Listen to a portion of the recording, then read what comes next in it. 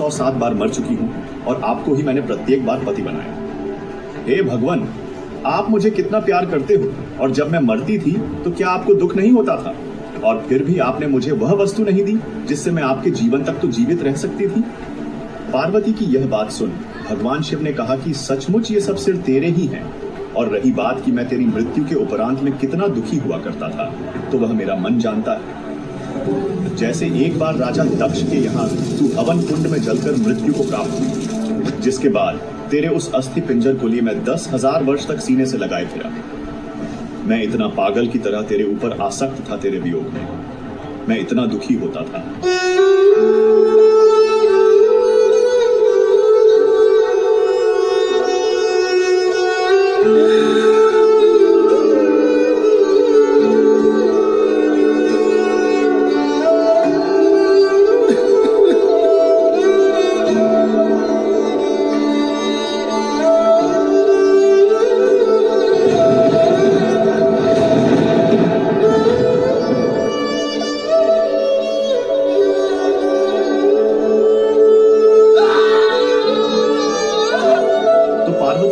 भगवान, फिर भी आपने मुझे यह मंत्र क्यों नहीं दिया जिससे मैं मरती नहीं और आपके साथ ही रहती?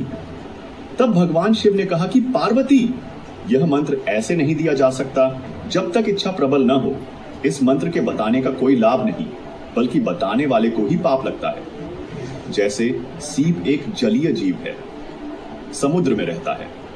जिस समय समुद्र के अंदर गर्म वातावरण बनता है और उसको प्यास लगती है तो वह सीप समुद्र के जल को ग्रहण नहीं करती, वह पानी की ऊपर की सतह पर आ जाती है।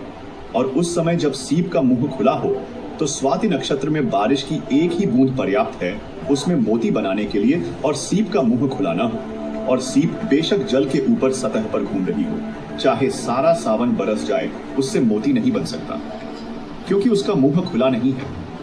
ठीक इसी प्रकार भगवान शिव ने बताया कि आपके अंतःकरण का मुंह खुला नहीं था, आपके अंदर यह जिज्ञासा उत्पन्न नहीं हुई थी, और आज नारद जी ने आपके अंदर यह प्रेरणा पैदा करके आपके अंतःकरण की जिज्ञासा को प्रेरित कर दिया, जिससे आपकी प्रबल इच्छा हो गई। अब यह मंत्र दूंगा पार्वती तो यह काम करेगा।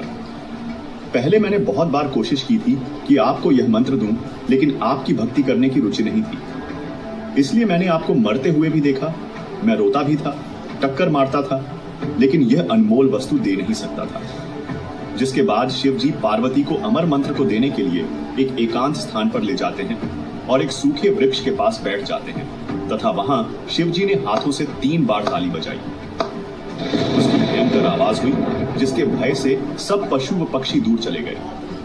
उस सूखे वृक्ष के तने की खोगर यानी सुराख में एक मादा तोते ने अंडे पैदा कर रखे थे। जो अंडे स्वस्थ थे उनमें तोते पक्षी बनकर उड़ गए। एक अंडा गंदा खराब हो गया था, गंदे अंडे वाला जीव उसी में था। जब शिव जी को विश्वास हो गया कि आसपास कोई प्राणी हमारी बातें सुनने वाला नहीं है, तब शिव जी पार्वती जी को पूर्ण परमात्मा की महिमा सुनानी प्रारंभ की तथा शरीर में बने कमल चक्रों के विषय में बताने लगे। प्रत्येक कमल को खोलने का मंत्र जाप भी बताने लगे, जो अमर मंत्र भगवान शिव को पूर्ण परमात्मा कबीर जी से प्राप्त हुआ था। इस विषय में कबीर परमात्मा ने कहा है, गरीब हम बैरागी ब्रह्मपद सन्यासी महादेव, सो हम मंत्र शिव को दिया सो करे हमारी सेव।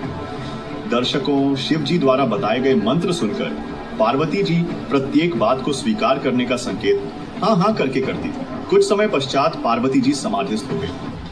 पहले तो पार्वती हाँ हाँ कर रही थी, बाद में वह गंदा खराब अंडा स्वस्थ होकर उसमें तोते का बच्चा बन गया और हाँ हाँ करने लगा, क्योंकि परमात्मा की कथा अधिकारी से सुनने से अधिक प्रभाव करती है। आवाज में अंतर जानकर शिव जी ने पार्वती की ओर देखा तो वह तो समाधि में थी। तो शिव जी ने सोचा, फिर हाँ हाँ कौन कर रहा है? किसी ने मेरा अमर मंत्र सुन लिया। अंतर्दृष्टि से देखा तो एक तोता सर्व ज्ञान सुन चुका था। शिव जी उस तोते को मारने के लिए उठे तो वह तोता उड़ चला। शिव जी भी आकाश मार्ग से उसका पीछा करने लगे। उसी समय वेदव्यास ऋषि की पत्नी ने जम्भाई ली तो उसके मुख के द्वारा तोते का शरीर त्याग कर वह जीव उस ऋषि की पत्नी के गर्भ में चला गया। यह देख शिव जी ने वेदव्यास जी की पत्नी से कहा कि आपके गर्भ में मेरे ज्ञान व भक्ति मंत्र का चोर है। उसने अमर मंत्र सुन लिया है, वह भी अमर हो गया। तब व्यास जी की पत्नी ने कहा कि हे भोलेनाथ, आप कह रहे हो कि वह अमर हो गया है। यदि वह जीव अमर हो गया है तो आप मारोगे कैसे?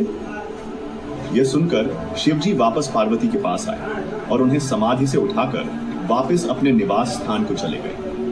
दर्शकों, जिस स्थान पर शिवजी ने पार्वती जी को अमर मंत्र दिया था, उस स्थान को आज अमरनाथ के नाम से जाना जाता है। जहां आज अमरनाथ का मंदिर है, वहां अपने कल्याण के लिए श्रद्धालुजन दर्शनार्थ जाते हैं कि हमारा मोक्ष था। ये जितने भी शर हैं तेरे, ये शीश है, ये खोपड़ी है, ये तेरी ही है।